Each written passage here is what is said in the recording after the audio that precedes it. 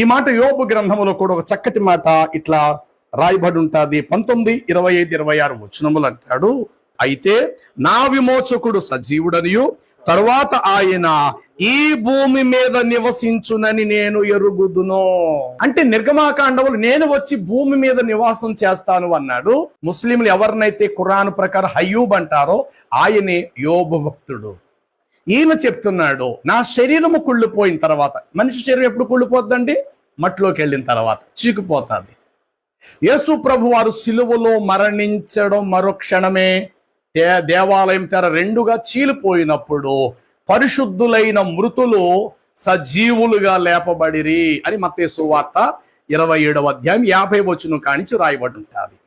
అలాగ చనిపోయి చీకుపోయి కుళ్ళిపోయిన శరీరాలు ఎముకలు కలిగిన వారు సజీవులుగా లేపబడిన వారిలో యోబు భక్తుడు కూడా ఒకడై ఉన్నారు.